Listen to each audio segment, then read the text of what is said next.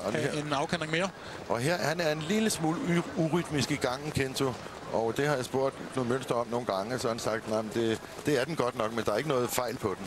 Den her til gengæld ikke urytmisk Castro Epis. Nej, det er en travmaskine. Og den Castro Epis er et eksempel på, hvordan en travhest er blevet i, hvad skal vi sige, 25-30 generationer. Den ligner jo en, som der begyndte at trave lige, da den kom ud af mors mave. 8 Kundun Østervang var tidligt på sæsonen mange Derby-favorit lige frem, men ja, den ser vel ikke specielt godt ud i dag? Nej, det synes jeg måske heller ikke, man kan sige. Men nej, det synes jeg ikke. Den har til gengæld en topkusk i sulkin, Johnny Takter. Han er en af de mest elegante og dygtigste kusker overhovedet i Norden. Ja, jeg tror faktisk ikke, jeg tror ikke, man behøver at kende til travløb for at kunne se, at den mand sidder helt elegant i sulkin. Ja, Flemming Jensen skal køre endnu et derby denne gang bag Kyros. Hvordan virker han på dagen, Flemming? Jamen, jeg synes, han virker vældig oplagt og ikke mindst også lidt smidig. Og du har haft en fantastisk fin dag indtil videre. Ja, vi må bestemt ikke klage det. Du vandt med Esterreil Sunset, det var for spids. Hvad skal du gøre for at vinde med Kyros? Det er jo en hest, som jeg skal forsøge at have en position med, uden at bruge for mange kræfter, og håbe på, at tempoet kommer til at passe min hest. Han er vel ikke så stærk, han kan være med til at skabe noget, men må sidde lidt på lure, og så må vi prøve at køre lidt til slut. Hvem frygter du mest af konkurrenterne? Men der er jo de første 4-5 indvendte, eller dem, der har de første 5 spor, er jo de bedste heste, og det er klart, de er jo ranket bedre end ham, så det er klart, dem føler vi jo er svære at slå. Held og lykke. Tak. Ja, de kan blive svære at slå, siger han Flemming Jensen. Dem, der har de inderste startspor, det er også de bedste. Ja, det skulle det jo være, for de har kvalificeret sig i nogle derbyprøver, og bagefter de derbyprøver har trænerne fået lov til at vælge startspor efter en lodtrækningsprocedure. Så det er ikke underligt, at favoritterne ligger forrest i feltet der. Og lidt lækre slowbilleder for at ville kigge på her. Kenneth Nielsen ser også tilpas ud, og ja, det gør alle kuskene jo, kan man roligt se. Biver Jørgensen har også smilet på. Ja, men de holder så meget af, at der er rigtig mange publikum på en derbydag. Nogle gange er der jo ikke så mange tilskuere, og her synes de, det er så lækkert at køre. Joachim Løvgren vandt altså sidste år kriteriet med Keep on Flying. Han kører altså nu Kong Øland. Den har han kørt de 2 sidste starter, det med fint resultat. Sten Juhl, han så vældig koncentreret og fokuseret ud med Kaiser Flamengo. Det er jo Sten Juhl, der har vundet flest derbys af de aktive kuske, vi har nu. Han har vundet 6 gange, og han er næsten altid i fokus, når han starter i et derby.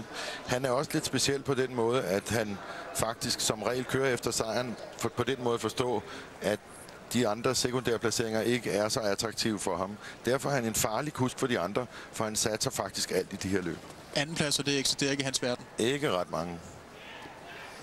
Hvordan skal det løse sig for Kaiser Flamengo, for den kan kunne stryge til tops? Ja, jeg tror, han vil forsøge at køre lige så hurtigt med, som han kan fra start. Og det interessante bliver, jeg tror, at Canonis Lobel og Kenneth Nielsen får føring. Men det interessante bliver også, om de der hurtige starter udvendigt, sådan en som Castro Epis, om Christian Lindhardt vil forsøge at køre meget stærkt for at få en god position. Så kommer Sten Juhl måske ned bag ved Castro Epis, og så er det ikke sjovt at ligge i inderbanen. Ja, der er masser at lægge mærke til dernede, Thomas. Hvad er det første, der skinner dig i øjnene, når du ser de her vidunderlige dyr kravle forbi? Jamen frem for alt, så synes jeg jo, at de ser rytmisk og fine ud, som de skal gøre. Der var måske lidt på Kundun Østervang med spor 8, som måske ikke rørte sig alt for positivt. Men det er klart, at jeg vil jo helst have, at et derby bliver afviklet med friske heste og med rigtige positioner undervejs og ikke noget ballade. Så det er klart, at jeg synes, det ser ud som om, at vi får et godt derby. Var der nogle af vinderhestene, som du har vurderet dem, der så forkert ud?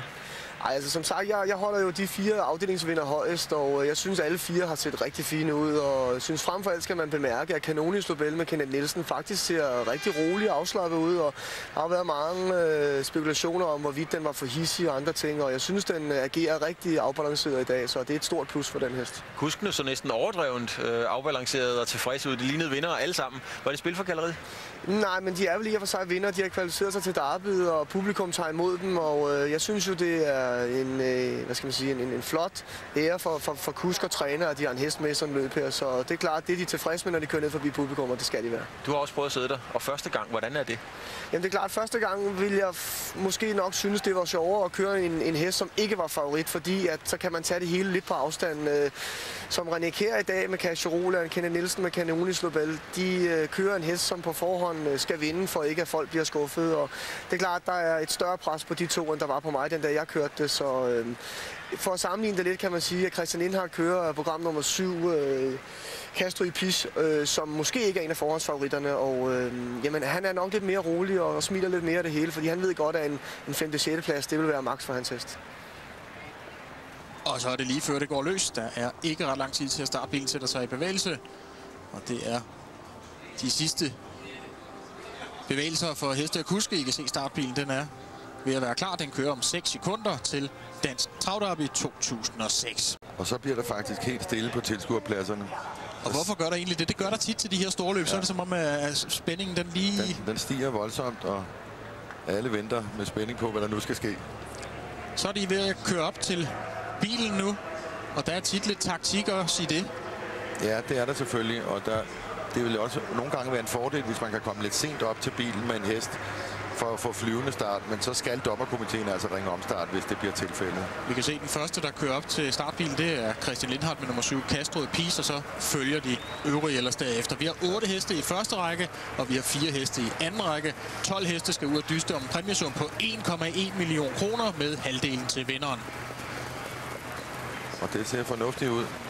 Vi ser ud til, at vi har alle heste på plads, og vi har cirka 100 meter til start. Han er ikke helt oppe i inderbanen, kan man sige, Stenhjul. Nej, det er han ikke nu. Og der gik starten så til pitstop Dansk Travderby 2006. Vi noterer galop for nummer 6, King Size Devil mod føringen. Ja, 4 Canonis Lobel. Og igen forsøger Christian Lindhardt. Det er ikke, fordi han gerne vil have føring, men det er, fordi han gerne vil trække ned i ryg på Canonis Lobel. Han vil gerne have positionen. Det lykkes ikke, fordi nu kører han måske for stærkt det endte i galop. Ja.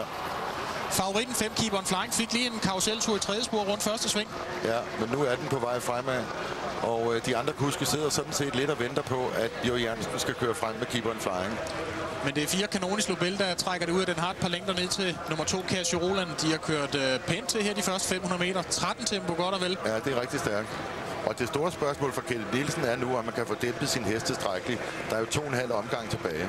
René Kjær, han sidder inde i ryggen med nummer 2, Casio Roland, bag den nummer 1, Kaiser Flamingo. Første hest i andet spor udvendigt, altså favorit nummer 5, Keep on Flying. Den har bag sig nummer 3, Kilan. De sidder der fremme med alle favoritterne. Ja, og det var næsten som hvis man skulle gætte på et løbsforløb, så var det næsten sådan, man ventede at se dem.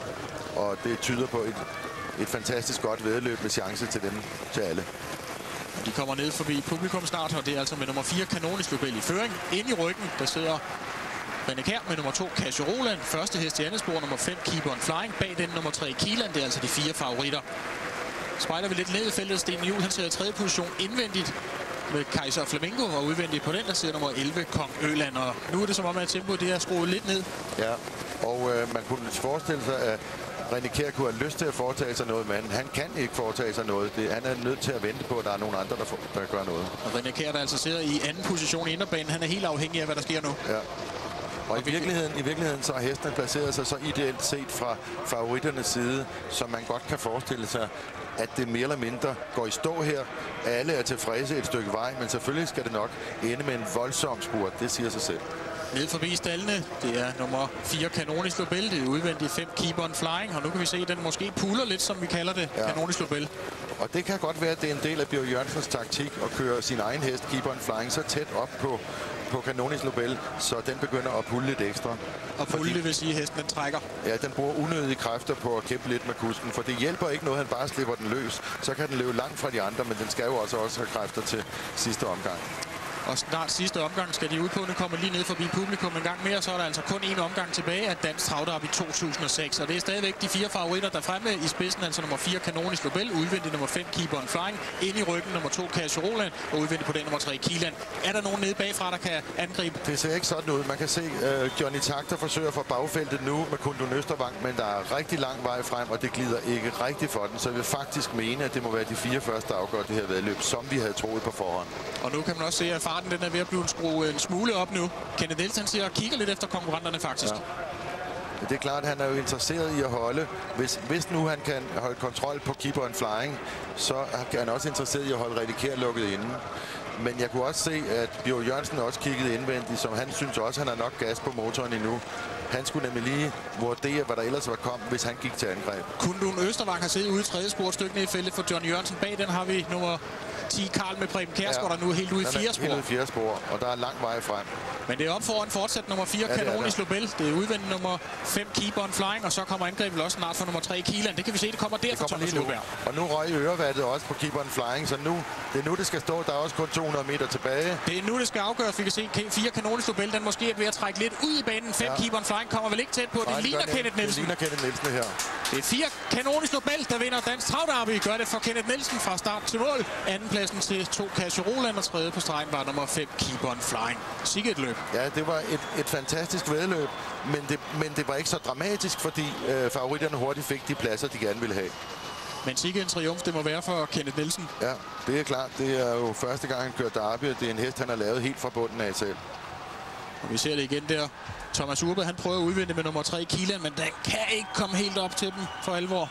Nej, og Keep On Flying går jo tappert i yderbanen, men man kan jo også se, at det er en overlegen sejr, den vinder Canonis Lobel. Han bryder lidt ud i banen til sidst, og derved får René Kjær faktisk en chance for at køre frem til andenpladsen. Det burde han ikke have fået. Det kan godt være, at Kenneth Nielsen får en eller anden dom for det, men det er næppe sandsynligt, at de har kunne tænke sig at udelukke hesten. Men det er jo tit noget, man ser, specielt i amerikansk travsport til slut, da hestene bryder ud, når de måske også bliver lidt trætte. Ja, det er klart, det er et tegn på træthed. Men sikke en triumf for Kenneth Nielsen. Ja. Sejrsgestus og det hele pisken i vejret. Værsgo, siger han. Kan I se, det var mig, der vandt. Ja. Den har jo også været forberedt fantastisk, den her hest. I vinter har den været nede på Vincennes-banen i Paris og træne, mens de andre firmaer gik herhjemme i møgvejret. Så det var en rigtig satsning, man lavede det ved at sende hesten til Frankrig i vinter. Ja, det var en dyr, men rigtig satsning. Vi ser starten igen. Der blev kørt voldsomt ned mod svinget. Vi kan se 7 Castro i piste. Den er jo næsten på vej til at gå forbi. Og det er for så vidt synd for Christian Lindhardt, fordi han kunne jo have trukket i land der og trukket ind bag ved Kenneth Nielsen. Det var den position, han ville. Han kunne ikke have drømt om at køre derbyet i føring, så det er ærgerligt. Men det er, hvad der sker. Det er spillets regler. Vi ser starten igen her fra et kamera placeret på startbilen. Vi kan se 4 Canonis Lobel. Den nærmest følger startbilen. Mange af de andre kan slet ikke følge med. Nej, det er en overdreven, overlegen speed. Og sidenhen da sad han nærmest og kontrollerede løbet, som han ville. Ja, det må man sige, og det er jo en balancegang. Hvor meget skal man holde igen, og hvor meget skal man køre? Fordi hvis man trækker for hårdt i linjen, hvis man holder hesten for meget tilbage, så risikerer man dels, at den bruger for mange kræfter, men man risikerer også, at den lukker lidt for luftvejene, og dermed bliver det, man kalder kval. Det er altså ikke kvalt i en forstand, så den falder død om, men altså, den lukker for luften. Skulle Biver Jørgensen måske have prøvet at presse på noget tidligere? Nej, det kan jeg ikke forestille mig. Jeg vil sige, at han vinder sin anden. Nu bliver det en tredje plads. Han vinder jo egentlig i princippet sin anden plads ved ikke at presse på undervejs. Så er han uheldig, at Kenneth Nielsen, han trækker lidt ud i banen og giver plads til Casio Roland. Sheba, hvordan føles det? Det er helt vildt. Det er fuldstændig uvirkeligt. Jeg tør næsten ikke tro på det nu. Og den her stemning, der er efter sådan en fantastisk sejr. Hvad siger du? Og den her stemning efter sådan en fantastisk sejr. Det er helt vildt. Vi har en rigtig god stald, og alle hesteejerne, de er med. Du må hen og tage imod, Kenneth. Ja, tak.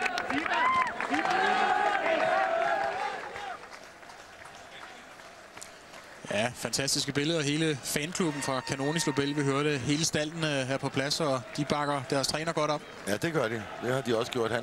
Han har været ude lidt uvær med hensyn til udelukkelse, men han kan ikke klage på opbakning fra sine hesteejere.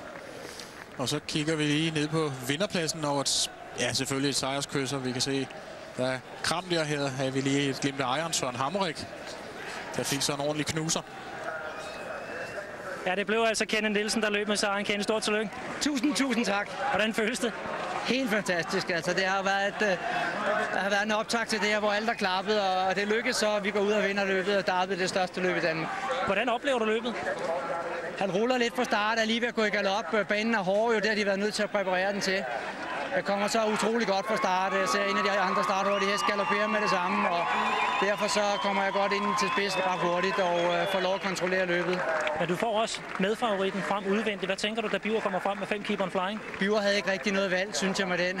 Han skulle op og sidde udvendigt med en stærk type der. Jeg følte igennem sidste sving, at jeg havde kontrol på den. Jeg vidste ikke, hvor meget Kienland havde. Den sad i anden på udvendig. Jeg er en god speedy hest. Jeg havde René Kjær i ryg, som jeg ønskede det. Jeg synes, jeg havde styr på løbet. Han virkede sådan rimelig afdæmpet, men alligevel de sidste 1200-1300 meter var der så om, og han tog ved igen.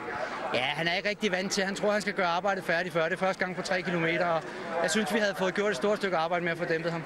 Hvornår begyndte du ligesom at fornemme det her? Det bliver vores løb. Jeg synes gennem sidste sving, jeg kunne se, at Byver havde svaghedstegn. Det var den værste konkurrent der, synes jeg. Da vi gik ind i opløbet, så galt det bare om at styre ham hjem. Rullede en lille smule midt i opløbet, men som sagt på grund af en lille hårde bane, men jeg havde styr på det. Hvordan skal det her fejres? Jeg ved det ikke. Altså, det er jo ikke noget, man kan planlægge det her, men jeg tror i hvert fald, at vi forstår at fejre det. Søren Hammerik, han er en festefyr. Hvis du nu siger til, at du kan vente om og så se et par yndige daner, så er det vel i orden? Det gør ikke noget i hvert fald.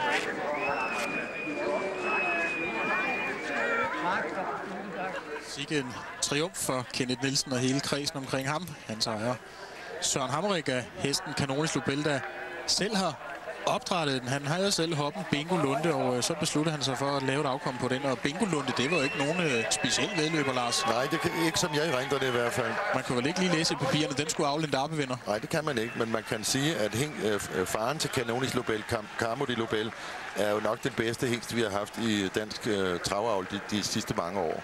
Han har leveret mange klassiske vinder, og også derbyvindere før. Og med hensyn til Søren Hammerik, der kan man jo rose ham for at lade Kenneth Nielsen køre den her hest, for Søren er en meget ivrig amatør selv. Men her har han altså sagt, at det skal være Kenneth. Søren, hvordan føles det? Jamen, det er helt ubeskriveligt, og jamen, det er største, jeg har oplevet mit